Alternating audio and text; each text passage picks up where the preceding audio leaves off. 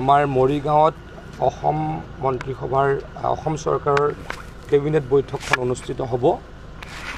মাননীয় মুখ্যমন্ত্ৰী ডাঙৰীয়া আৰু তেখেতৰ কেবিনেট সতীৰ্থসকল আহি ইয়াত উপস্থিত হ'ব আৰু আমাৰ উপায়ুক্তৰ কাৰ্যালয়ত আমাৰ কেবিনেট বৈঠকখন অনুষ্ঠিত হ'ব। তাৰ পাছত মাননীয় মুখ্যমন্ত্ৰী ডাঙৰীয়া সম্পূৰ্ণ মন্ত্ৰীবৰ্গৰ সৈতে আমাৰ টাটাৰ ছেমিকণ্ডাক্টৰ ইণ্ডাষ্ট্ৰীলৈকে যাব, তাত কাম কাজৰ অগ্ৰগতি প্ৰত্যক্ষ কৰিব।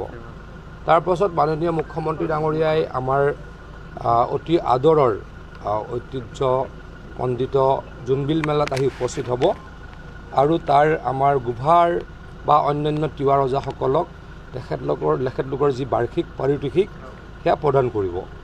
তাৰ পাছত মাননীয় মুখ্যমন্ত্ৰী ডাঙৰীয়া সম্ভৱতঃ ভোৰাগাঁৱলৈকে যাব।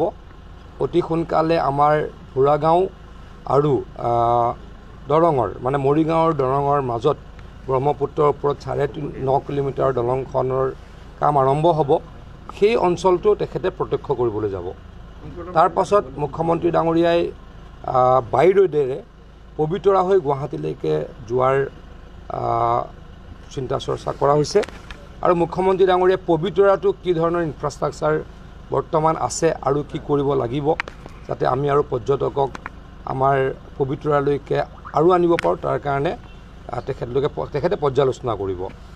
আৰু মাননীয় মুখ্যমন্ত্ৰী ডাঙৰীয়াই হয়তো যথেষ্টখিনি কাম সেইদিনাখনেই মৰিগাঁও জিলাবাসীৰ কাৰণে ঘোষণা কৰিব আৰু মৰিগাঁও টাউনখনৰ কাৰণে আমি কিবা কৰিব পাৰোঁ নেকি বা মৰিগাঁৱৰ কিছু সমস্যাৰ কাৰণে আমি কিবা কৰিব পাৰোঁ নেকি তাৰ বিষয়ে তেখেতে নিশ্চয়কৈ ৰাইজক উদ্দেশ্যি দুআষাৰ ক'ব। আপোনাৰ গৃহ জিলাত প্ৰথমবাৰৰ কাৰণে কেবিনেট অনুষ্ঠিতলৈ গৈ আছে, মৰিগাঁওবাসীয়ে আশা কৰিব পাৰে খবৰ? চাওক, ডেফিনেটলি মই এই মুহূৰ্তত ক'ব দিগদাৰ, কিন্তু মাননীয় মুখ্যমন্ত্ৰী ডাঙৰীয়াই য'তেই কেবিনেট বৈঠক পাতে তেখেতে তাৰ জিলাখনৰ কিছু নহয় কিছু উন্নতিৰ কাৰণে কথা কয়।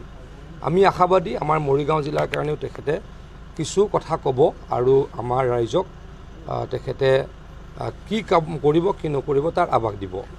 এটা কথা কৈছোঁ মই আকৌ, আমাৰ কাৰণে ভাল খবৰ যে তেখেতে য'ত ব্ৰহ্মপুত্ৰৰ ওপৰত দলং হ'ব তালৈকো যাব, ছেমিকণ্ডাক্টৰ ইণ্ডাষ্ট্ৰীৰো বুজ ল'ব, পবিতৰালৈকেও যাব। পবিতৰাত আৰু কিবা কাম ৰাতিপুৱা আজি কৈছে তেখেতে পবিতৰাত আৰু কিবা কাম কৰিব পাৰোঁ নেকি, কৰিব লাগে নেকি, মই বহুত দিন যোৱা নাই, সেই গোটেইখিনি তেখেতে প্ৰত্যক্ষ কৰিব।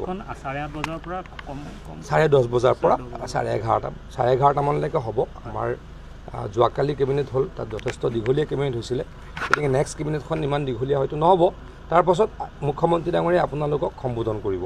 মুঠৰ ওপৰত দিনটো জোৰা কাৰ্যসূচীৰে মাননীয় মুখ্যমন্ত্ৰী ডাঙৰীয়া আৰু কেবিনেট সতীৰ্থসকল আহিব আৰু মৰিগাঁওবাসীয়ে যথেষ্ট নতুন কামৰ আভাস দেখা পাব।